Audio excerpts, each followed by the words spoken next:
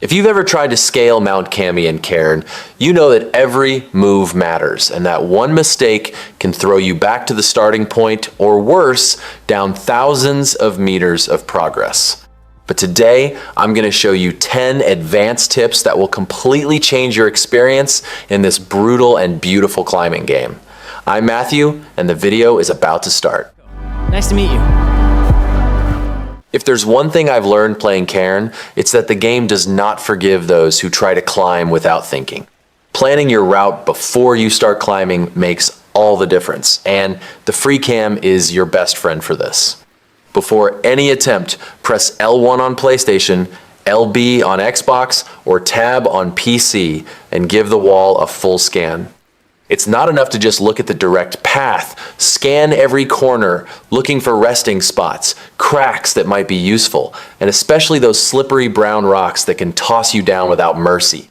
The secret here is to see the climb as a puzzle. You need to identify where you can stop to catch your breath, where you'll need pitons, and most importantly, where you might fall into traps. The brown rocks, for example, look normal but are treacherous. They slip easily and give you no time to react. Whenever you see one, plan a detour or ensure you have a safe point immediately after. Another tip I learned the hard way is to avoid routes that don't have intermediate points for pitons. Cairn requires you to think of stamina as a scarce resource, because it is. If you climb a wall without stops, you'll reach the top breathless and vulnerable to any mistake. Prefer horizontal traverses when possible. They give you time to breathe, reposition, and recharge stamina, making the climb safer and less tense. Cairn is a game that rewards those who observe, plan, and respect their own limits. There's no point in trying to be the fastest climber. The winner is the one who climbs with intelligence, always looking beyond the next move. And the free cam? It's your map, your guide, and your life insurance. Use it, abuse it, and never climb without it. Placing pitons every 10 to 15 meters isn't just about safety. It's about creating small shelters in the middle of the chaos, places where you can take a deep breath, recover stamina, and plan your next move without the risk of falling. It's as if each piton is a friend waiting for you up there saying, "It's safe here, take a break." The anchoring minigame is another detail that can save you. When the white line appears, it's not enough to just press D-pad up plus X automatically. You have to feel the timing, almost like a rhythm. When you nail it, you get that sense of control, that you truly master the mountain. Missed it? The piton might not hold correctly, and then the adrenaline kicks back in. But hitting it at the right moment is like a small personal victory, something only those who have been through it understand. And don't underestimate the off belay, that option to fully recover stamina and access items without fear of falling. It's in this moment that you realize how the game rewards those who plan ahead. Having strategic pitons allows you to better organize your backpack, swap equipment, and even rest, as if you were in a real improvised camp on the mountain. And, of course, it gives you that excitement of knowing you can retreat, reorganize, and keep going without losing everything. Using the ClimbBot to reuse pitons is a trick few people talk about, but it makes a massive difference in your scrap economy. Instead of spending everything on new pitons, you can repurpose them and still have material left over to craft more at the bivouac. It's a tip that seems simple but transforms your experience. Less worry about resources, more focus on the climb. In the end, that's what makes Cairn so special. Every piton, every choice, every step counts. When the automatic AI can't find the right path, holding R1 and manually controlling each limb is like taking absolute control of your body on the mountain. It's in this moment that you feel like you're actually climbing, not just following instructions. In tight sections, where the path seems impossible, this freedom makes all the difference. You can position your arms and legs exactly where you need them without relying on artificial intelligence. Sometimes, the game tries to push you onto a ledge that doesn't work, but with manual control, you can adjust, correct, and even avoid falls that seemed inevitable. It's as if you're there, choosing every move, feeling the weight of the mountain. And don't forget to cancel bad moves with circle or B. How many times have you seen your character try to pull with a weak arm and almost fall? Canceling the move and trying again can save strength and prevent accidents. Prioritizing legs for upward thrusts is also an essential trick. They are stronger, and using your arm only when truly necessary helps save energy and maintain control for longer. This tip transforms the game into something more personal and challenging. You stop being just a spectator of the movements and become the actual climber, choosing every detail, every step. And it's in these moments that Cairn shows how much it values your style of play, not just the easiest path. Managing stamina isn't just about running out of the bar. It's the game warning you that your body is entering the red zone. And the tip that saved me the most was treating the shakeout as a mini safety ritual, not a panic button. Whenever I feel I've found a truly stable position with 3 firm points of contact, I think, all right, time to shake and reset. Press triangle, Y, or Q, depending on your platform, and you literally buy more consistency for the rest of the climb. What completes the package is understanding colors as body language. Green is that moment when I think, okay, I can plan the next move calmly. Yellow, for me, is the game saying, you're standing, but you're not comfortable. And that's when I stop experimenting, adjust my support, reposition my weight, and only then continue progressing. Cairn punishes haste. Sometimes a micro adjustment of the foot hand is worth more than trying to gain height through stubbornness. Now, the character's physical signs are your real HUD. A light tremor is my warning of 2-3 more moves maximum and then I rest. A heavy tremor means stop everything right now. If the breathing starts getting fast, I interpret it as accumulated stamina debt, and that's where many people lose their grip because they think they can still make it. For me, the secret is respecting these signs before the game punishes you with a slip that feels unfair but was actually announced. And don't ignore the controller feedback. When it starts vibrating more, I assume the grip is going, even if it looks okay visually. At those times, I look for the safest possible position, stabilize with 3 contacts, use the shakeout, and only then resume the climb. It's a very simple mentality. I don't try to beat the fatigue, I negotiate with it, and I almost always come out on top. I learned the hard way that chalk isn't a comfort item, it's life insurance, especially when the game puts you on those smooth surfaces or tiny cracks that seem promising but don't deliver. Whenever I see a doubtful hold, I go into automatic mode.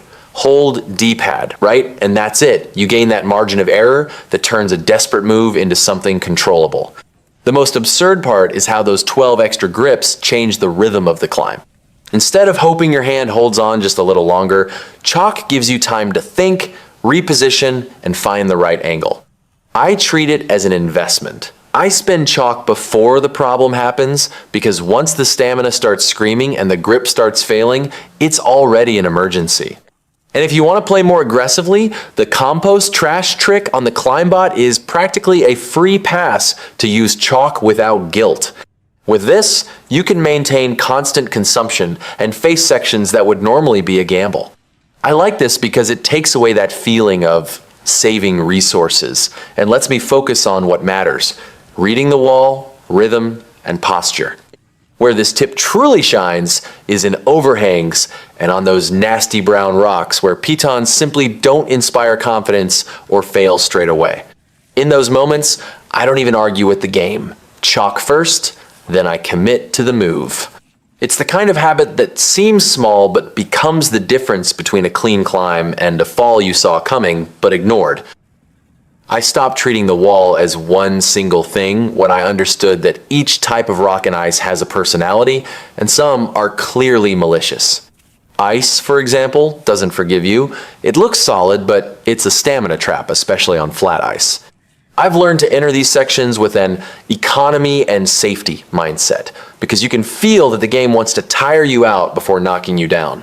The tip that changes everything on ice is charging the strike by holding square. Instead of depending on a miracle of friction, you create holds in cracks and start building your own path. I use this as if I'm building a step. I prepare the next grip before stretching too far, and this greatly reduces those falls that happen when you take the step and realize too late that the ice didn't hold. Now, on rocks, my radar pings hard when I see those shiny brown rocks. They have a looks reliable vibe, but in practice, they are the type that doesn't accept pitons, and that's when a mistake becomes expensive.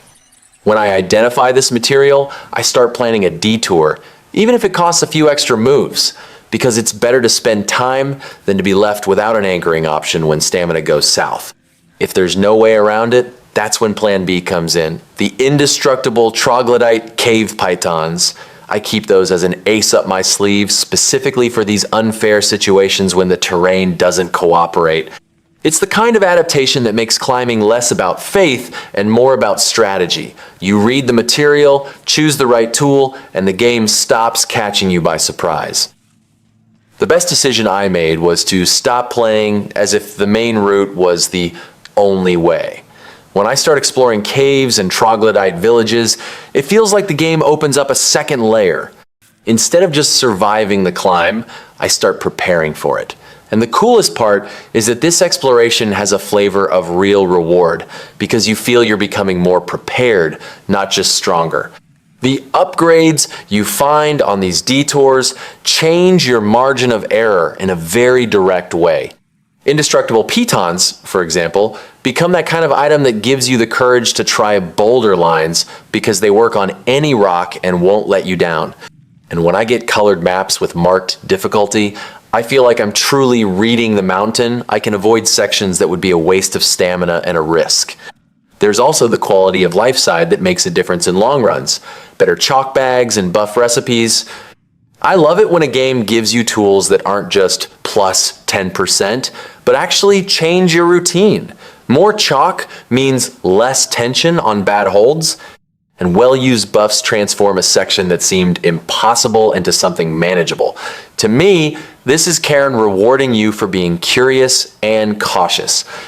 And the most important point, these alternative routes are usually safer and work as extra checkpoints in your mental plan.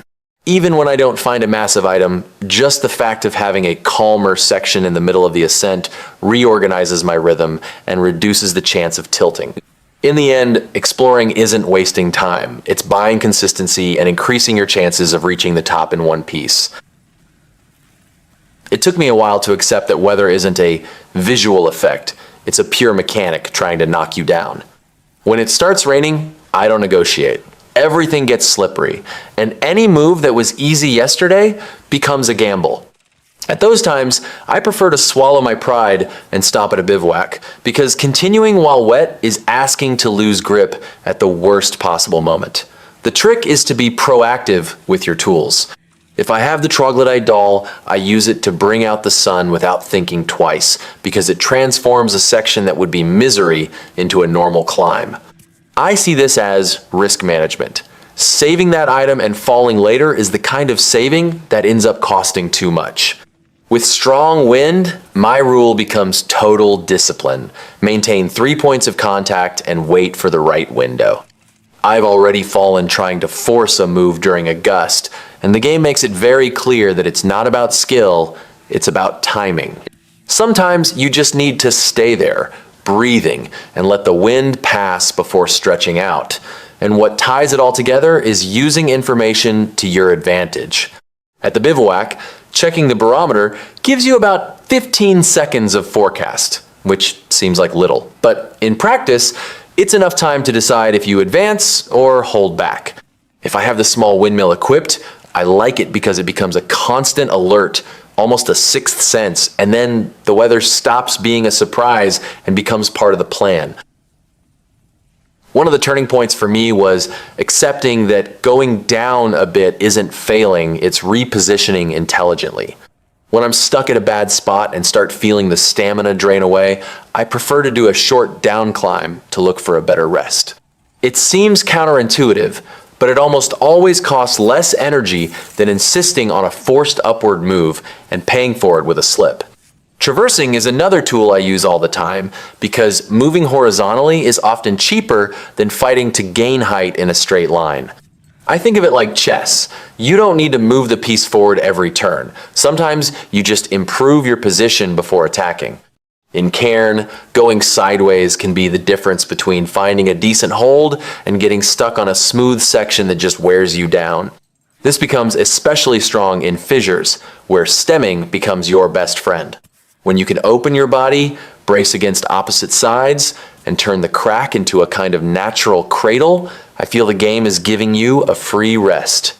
You create stability without depending on a piton, and with your body locked in, you can even recover control of your breathing and plan the sequence. What I like most about this approach is that it changes your mentality. Instead of climbing on impulse, you start managing terrain and stamina as resources. If I notice I'm entering that spiral of trembling and haste, I stop, go down a bit, traverse, find a better rest, and return to the path with a clear head. It's a simple habit, but it's the kind of thing that makes you climb consistently, not just on raw grit. I learned that a bivouac isn't just a save point, it's where you transform resources into concrete advantages before continuing the climb. I stopped rushing through these places and started treating each one as a mini base of operations. Cooking buffs, repairing equipment, and crafting pittons becomes an automatic routine. When you reach a difficult section with a well-prepared buff, like that water plus honey plus juniper burst, the performance difference is brutal. The part that changed my game the most was adjusting the loadout with a purpose. At the beginning, I always carry pitons and a bivouac sack because they provide flexibility. Pitons let me create anchors wherever I want, and the sack ensures I can rest properly without relying on finding a perfect spot. But as I go up, I start thinking about weight, especially near the peak, where every gram matters. Near the summit, I make sure to discard ropes or anything that's just taking up space, because lightness becomes mobility, and that directly saves stamina. It's like running a marathon. You don't carry a heavy backpack in the last few miles. Cairn punishes you for carrying unnecessary baggage, so I see this as a strategic choice, giving up old safety to gain new efficiency. And there's a detail that seems small but makes a real difference. Whenever I see a source of pure water, I stop to drink. The maximum regeneration it provides beats any half-baked version you improvise. For me, it's part of the ritual. The bivouac becomes the moment to review the plan, prepare the body, adjust the inventory, and leave there more ready than when I entered. It's almost meditative, and in this game, patience takes you further than haste.